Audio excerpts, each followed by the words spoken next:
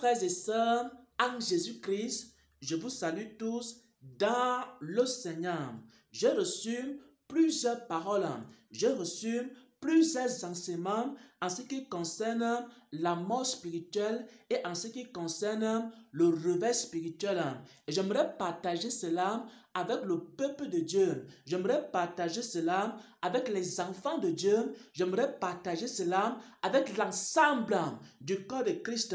Et l'enseignement que je partage en cette matinée s'intitule La mort spirituelle.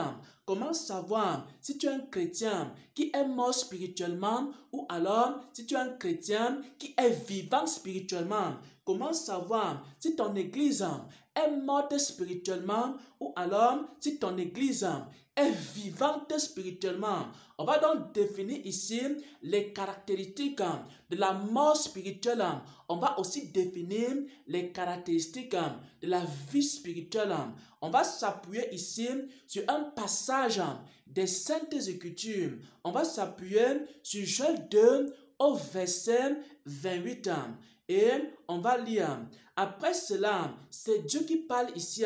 Et Dieu est en train de parler de la mort spirituelle et du réveil spirituel. Après cela, je répandrai de mon esprit sur toute chair. Qu'est-ce que signifie je répandrai de mon esprit? Je répandrai de mon esprit signifie que mon esprit n'y était plus. Ça veut dire que mon esprit avait déjà quitté les hommes. Ça veut dire que mon esprit avait déjà quitté mon peuple.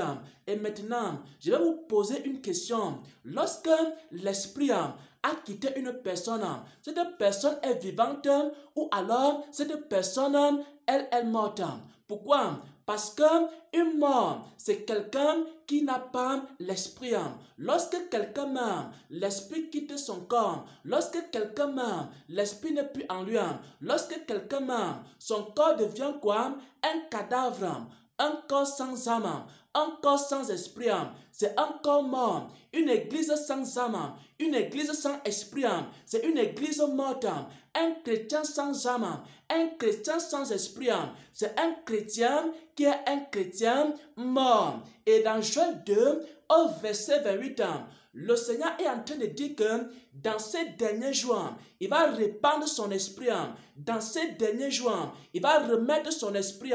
Puisque l'esprit a quitté l'église, puisque l'esprit a quitté les chrétiens, puisque l'esprit a quitté les chrétiens, puisque l'esprit a quitté les serviteurs de Dieu, alors les serviteurs de Dieu sont morts spirituellement.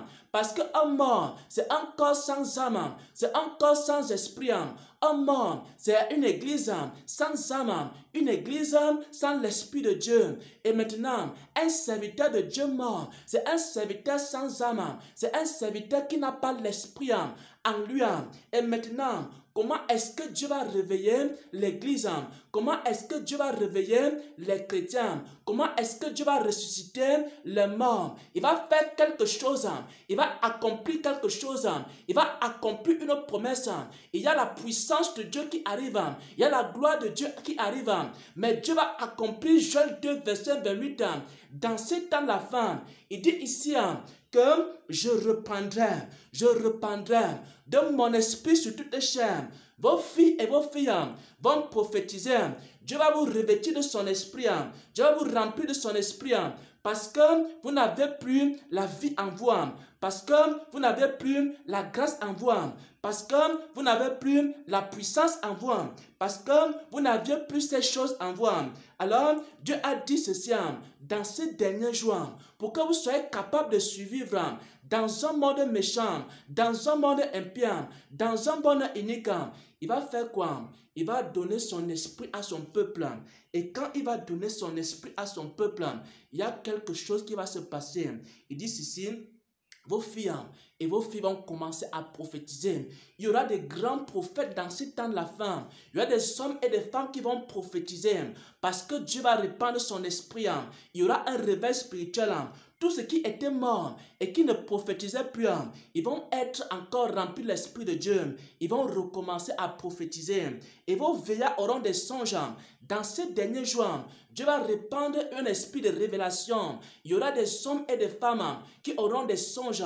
Chaque jour, jours, le Seigneur va vous donner des songes, il va vous communiquer des visions. Et c'est le signe que vous êtes vivant spirituellement. Si vous n'avez pas les songes, vous n'avez pas les visions, alors vous n'êtes pas vivant spirituellement. Les chrétiens qui n'ont pas les songes, les chrétiens qui n'ont pas de visions, les chrétiens qui n'ont pas de prophétie, les églises où il n'y a pas ces choses, les songes, les visions, les révélations, ce sont des églises qui sont déjà mortes spirituellement. Alors, vous avez besoin de crier à Dieu. Alors, vous avez besoin de chercher le Seigneur et demander au Seigneur de faire quoi? De faire une chose, de vous faire passer de la mort à la vie. Et comment Dieu va vous faire passer la mort à la vie? Il va répandre son esprit dans vos vies. Il va répandre son esprit dans votre corps. Et maintenant, vous allez recommencer à avoir des songes. Vous allez recommencer à avoir des visions. Vous allez recommencer à avoir des prophéties. Vous allez recommencer à avoir des miracles. Vous allez recommencer à voir la gloire et la main de Dieu dans votre vie.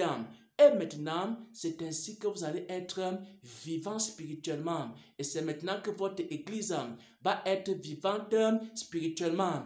Une église morte, c'est une église qui n'a plus les songes, les visions, les prophéties, les révélations, les miracles. Et une église vivante, c'est une église qui expérimente Joël 2, verset 28. Un chrétien mort, c'est un chrétien qui n'a plus les songes, les visions, les prophéties, les révélations. Mais un chrétien vivant, c'est un chrétien qui a toutes ces choses-là. Pourquoi? Parce que si tu es mort, tu n'entends même plus la voix de Dieu. Parce que si tu es mort, tu ne vois plus. Parce que si tu es mort, tu ne parles même plus. Donc, un mort, c'est quelqu'un qui ne voit pas. Un mort, c'est quelqu'un qui n'entend pas. Un mort, c'est quelqu'un qui ne parle pas. C'est un cadavre spirituel. Mais lorsque Dieu va mettre son esprit en vous, vous allez commencer à voir, vous allez commencer à entendre, vous allez commencer à prophétiser. Pourquoi? Parce que vous êtes déjà passé de la mort à la vie. Au nom de Jésus-Christ, j'ai partagé ces paroles. Amen, amen, amen.